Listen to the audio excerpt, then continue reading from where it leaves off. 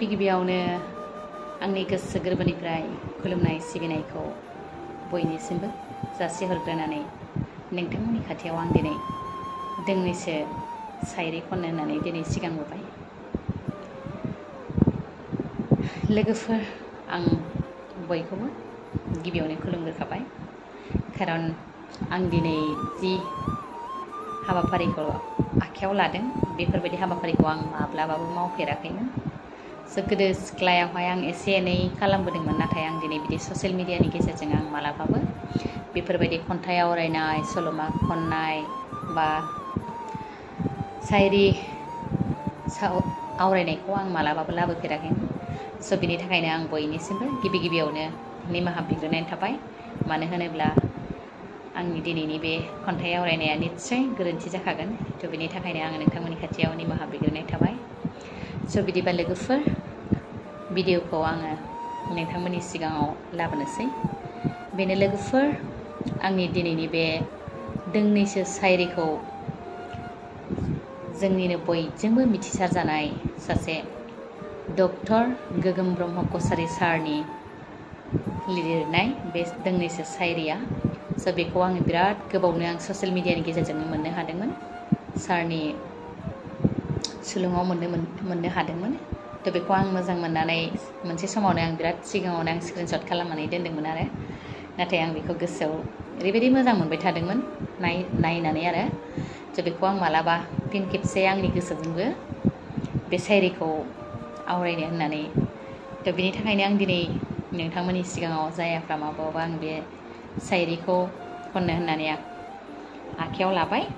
बिदिबा लोगोफोरा आं नोंथांमोननि सिगाङाव एसे जास्ट ओरैनो सोलोंनो आरोना, जाहाथे सारनि बेसेबांबा बे दोंनैसो सारियाव लिरजानाय बे शायरियानो ओरैबायदि गोसोआव गोनां आरो पइन्ट गोनां मोननानै आं बे शायरिखौ आं नोंथांमोननि खाथियाव लाबोनो सानदों। जायाबाबो अननानै एसे नायलांदो जोबजासे आरो एसे निमाहाबो होदो। बेनो लोगोफोर, आं दा नोंथांमोननि सिगाङाव एसे खोन्थानोसै। शायरिनि मुङानो जादों दोंनैसो शायरि होननानै सारा लिरनानै होखादोंमोन। बेखौ सारा 19 नभेम्बर 2019आवनो आपडेट खालामना होदोंमोन जानांगौ। आं बेखौ खमसे खम 1 बोसोरनि सिगाङाव मोननो हादोंमोन, नाथाय आङो बिदिनो बोरैबा मिलायनाय जायाखैमोन। नाथाय आं दिनै बेखौ एसे सम मोननायलाय आं दिनै एसे सावरायनो सानबाय आरोना। बिदिबा फैदो लोगोफोर, शायरिखौ आङो आवरायनो आखायाव लाबाय। बेनो 1 नाम्बाराव दङ। 1 नाम्बारनिफ्राय 6 नाम्बारसिम शायरिया गासै। बेनो 1 नाम्बाराव दङ। थाइजौ बिफाङाव गैयाब्ला फिथाइ, हाबाब नों मानोथो खुबैनाय अन्थाइ। थाइजौ बिफाङाव गैयाब्ला फिथाइ, हाबाब नों मानोथो खुबैनाय अन्थाइ। 2 नाम्बाराव दङ। बोरै मिथिनो गलाब बिबारखौ खाब्ला सु हाबगोन।